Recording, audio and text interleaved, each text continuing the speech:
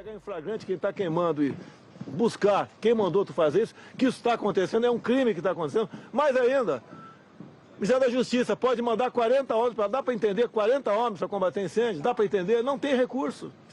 Chegou esse caos. Jair Bolsonaro também disse que há outros suspeitos. Podem ser fazendeiros também? Pode ser fazendeiro, pode. Todo mundo é suspeito.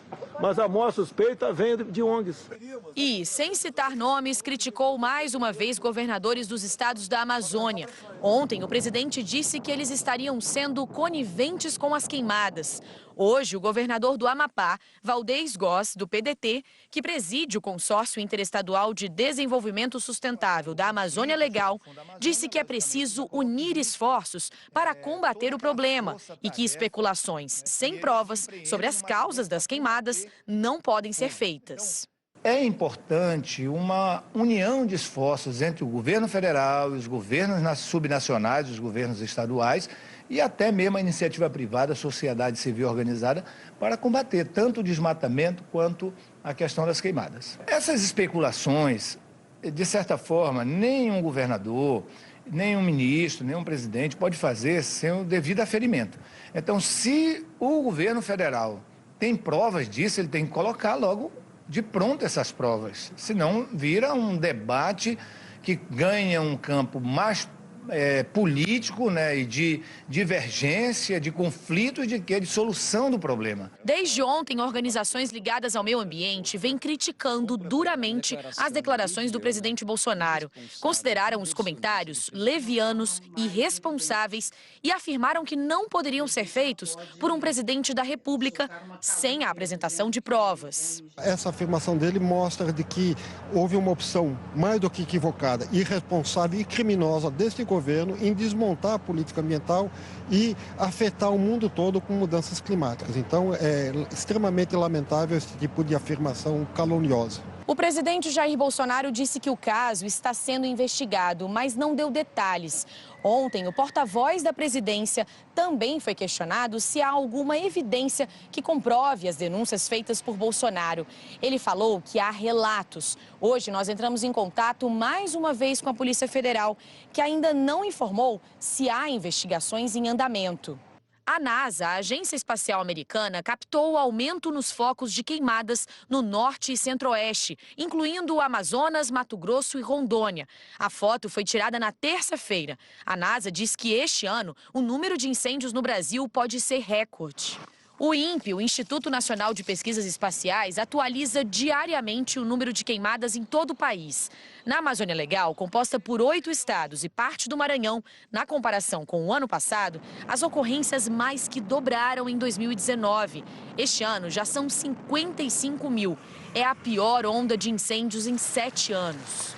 O presidente Jair Bolsonaro, depois de muitas críticas aos dados do INPE, determinou a contratação de uma empresa privada para monitorar o desmatamento na Amazônia. O edital foi lançado ontem. As empresas interessadas em participar da disputa terão 8 dias para apresentar as propostas. Este especialista aponta 3 fatores para o aumento nas queimadas: seca, aumento do desmatamento e redução da fiscalização. A gente está tendo isso porque a gente está num período seco, e um período seco com certa extremidade. Mas, aliado a isso, você tem uma série de outras coisas que estão acontecendo.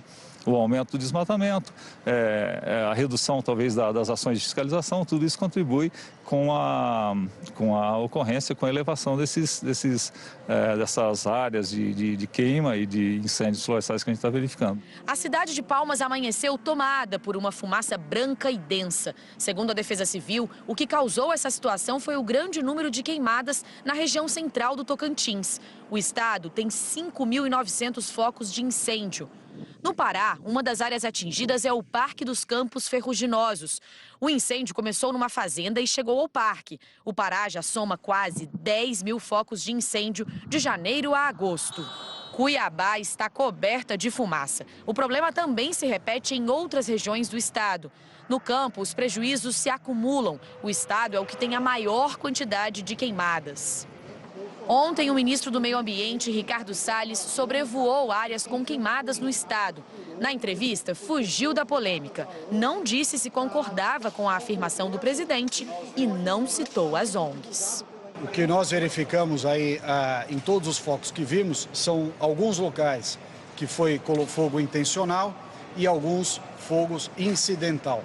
Aqui na cidade, claramente no perímetro urbano, fogo colocado proposital. Muito bem.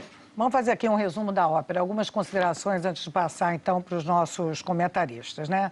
É claro que a gente tem, nesse período do ano, algumas condições que ajudam a propagar a queimada. Vento, altas temperaturas, mas uma das variáveis importantíssimas sabemos que é a atividade humana, né?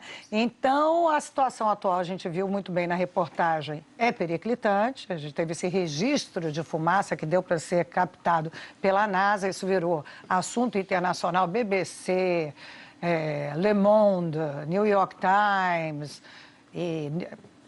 As agências...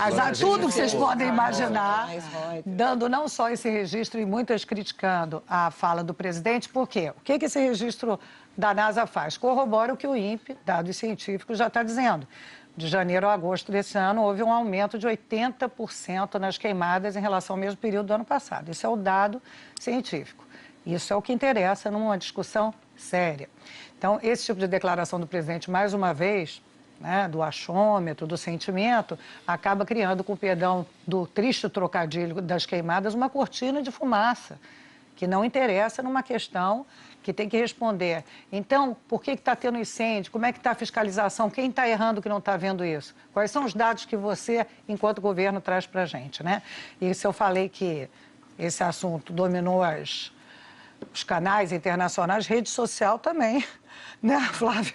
Virou um hit. Maria, vou até passar aqui uma informação. O Fábio Malini, que é um pesquisador da Universidade Federal do Espírito Santo, acompanha há muitos anos, por meio de um laboratório lá da universidade, redes sociais, ele mediu a intensidade na internet, no Twitter, de hashtags e posts sobre a Amazônia. Nas últimas 14 horas, e esse post é de aproximadamente de 1 da tarde de hoje, portanto, desde o início, desde a virada da madrugada, foram 2,5 milhões de tweets sobre a Amazônia, 949 mil em inglês, o que confirma essa mobilização e essa perplexidade internacional, 698 mil em espanhol e 593 mil em português. Então, veja que é uma comoção mais do que nacional, global, né? E alcança muitas línguas, muitos países e desgasta profundamente a imagem do Brasil. E uma resposta do governo dependeria de assinalar o que é a política ambiental, porque a crítica é muito objetiva na direção de as queimadas e houve um desmonte da política ambiental, como bem lembrou o pesquisador lá no Encontro do Clima, que também tragicamente está acontecendo nesta semana crucial no Brasil, né? Ô, Trigueiro, chama a atenção a questão das prioridades, né? Nesse momento, né, que se gasta tanto dinheiro, que se falta tanto dinheiro no Brasil, a política ambiental é mudar o sistema, abrir um edital para mudar um sistema e não para resolver esse problema que está aí. O INPE é referência protagonista, desenvolveu metodologia para interpretar dados de satélites, exportou isso para mais de 40 países do mundo. A exoneração do Ricardo Galvão foi relatada ou foi compreendida pelo diretor do Laboratório de Voos Espaciais da NASA como uma situação alarmante. Ninguém compreendeu por que ele saiu. E o Dr. Carlos Nobre, que é o maior climatologista da Amazônia, disse recentemente no encontro em São Paulo que eu participei, que qualquer tentativa do governo aprimorar, ajustar, otimizar leitura do dado de satélite é bem-vinda. A ciência quer melhorar. Agora, que o INPE coordene esse processo. Ninguém é melhor do que o INPE para fazer isso no Brasil. Ninguém tem o expertise que o INPE tem para isso. Razão pela qual chama atenção, o presidente acabou de dizer, nós vimos que o país não tem dinheiro, mas não falta dinheiro para fazer a contratação de uma empresa privada para lidar com algo que o INPE é insuperável no Brasil. Esse é um ponto. Um outro ponto que eu queria falar Ontem eu conversei por telefone com o ex-ministro da Agricultura, ex-governador do Mato Grosso por 2 vezes, Blairo Maggi, que não é propriamente uma figura querida dos ambientalistas.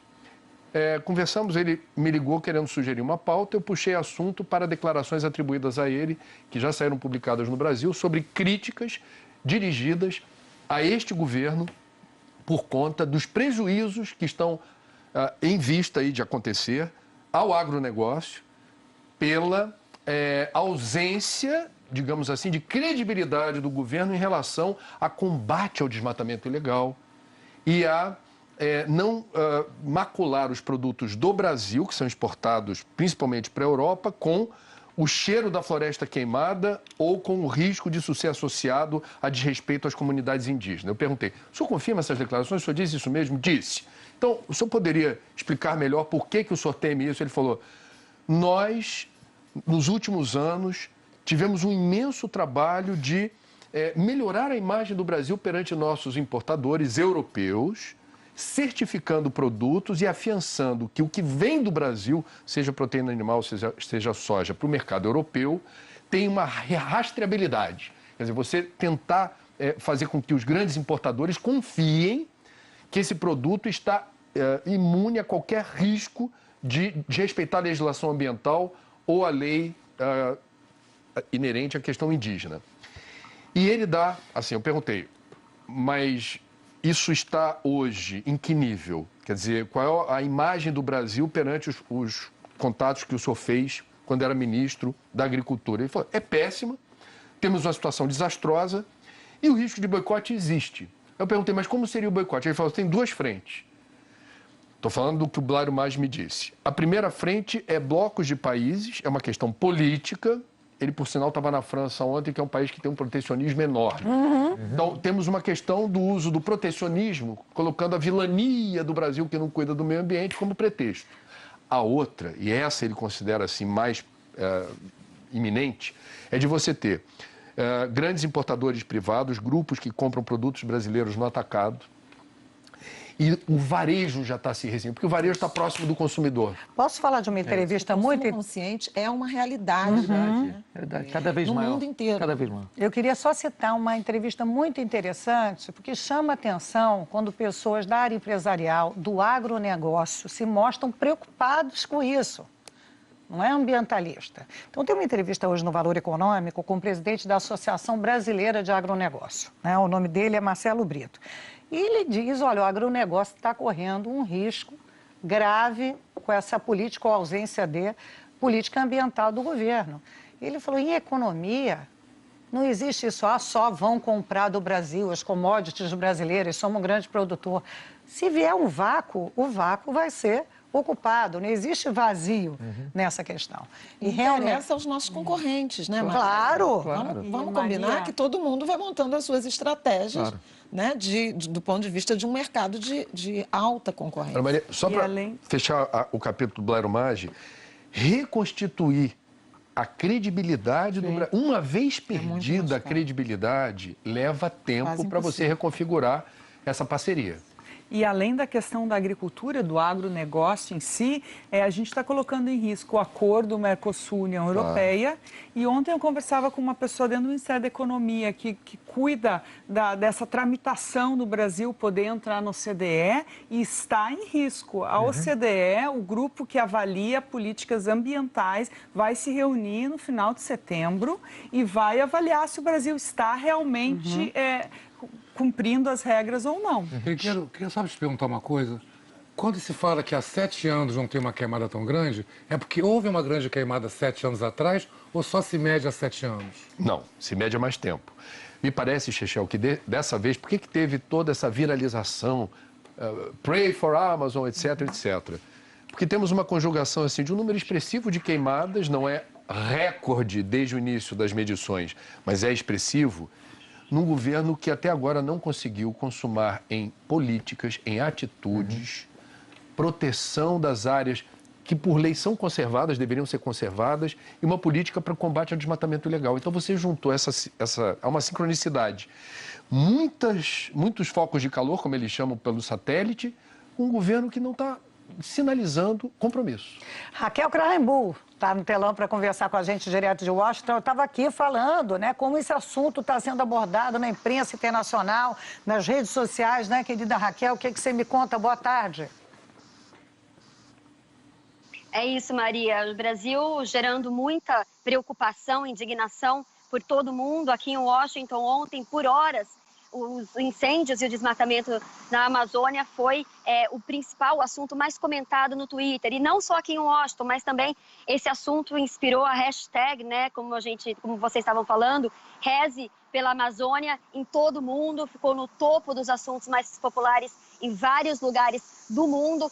Eu estava ontem na Casa Branca, Maria, e vários colegas jornalistas pararam ali na minha mesa e perguntaram sobre isso, mostraram preocupação com esse assunto, inclusive mostraram preocupação com a retórica do presidente brasileiro e compararam essa retórica com a do presidente americano Donald Trump. Agora, eu perguntei para a Casa Branca e também para o Departamento de Estado se eles têm preocupação com a aceleração do desmatamento da Amazônia. E até agora o Departamento de Estado me disse que ainda estão coletando os fatos e me prometeram uma resposta o mais breve possível, ainda hoje. Claro que eu voltarei com isso quando o governo americano se pronunciar. Agora, os principais jornais americanos, também como você falava, repercutiram, destacaram muito esse assunto ontem. New York Times, Washington Post, o LA Times, USA Today, inclusive o New York Times deu uma matéria hoje de capa inteira sobre esse assunto. E a Foreign Policy, que é uma revista referência em assuntos internacionais, disse que o Brasil, que um dia foi líder global em mudanças climáticas,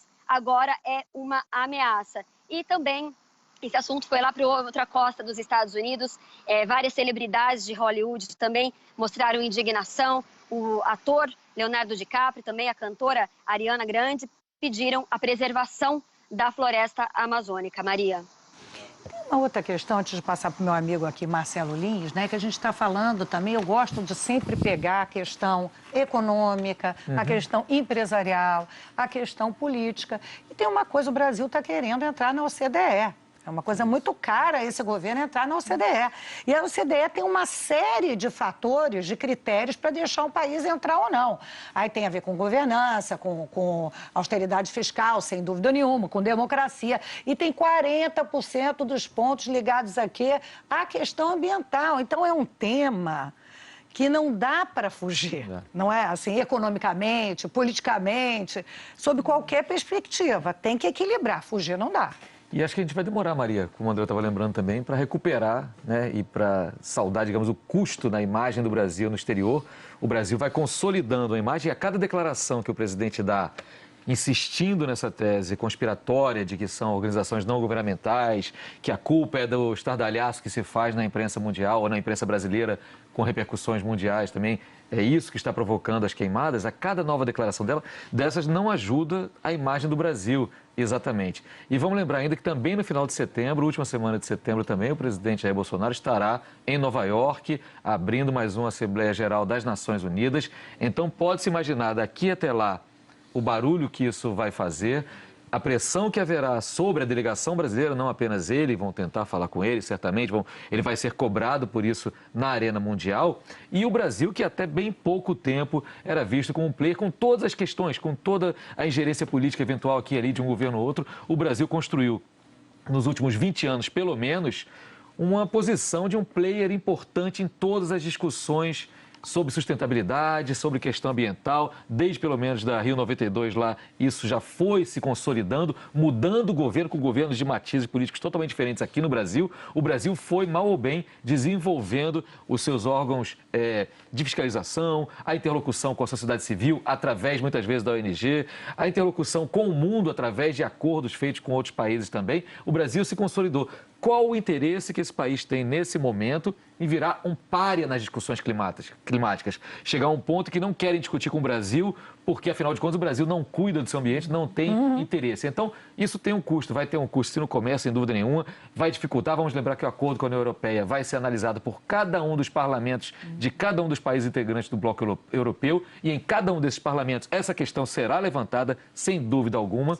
Então, há o custo político, ao custo financeiro, ao custo para nós aqui também, em saúde. A gente viu outro dia com a questão da fumaça em São Paulo, o aumento dos casos também de problemas respiratórios, o peso disso, o impacto no SUS, no momento em que o governo brasileiro confessa que está sem dinheiro para fazer nada, ou seja, é uma crise de proporções gigantescas e o que se espera das autoridades competentes, quem tem a caneta na mão, são atitudes que possam reverter, que possam recuperar essa imagem e não apenas botar mais lenha nessa fogueira das queimadas e da imagem do Brasil. Pesquisa Ibope, 96% dos brasileiros concordam total ou parcialmente com a ideia de que o governo federal deve aumentar as medidas de fiscalização para impedir o desmatamento ilegal na Amazônia.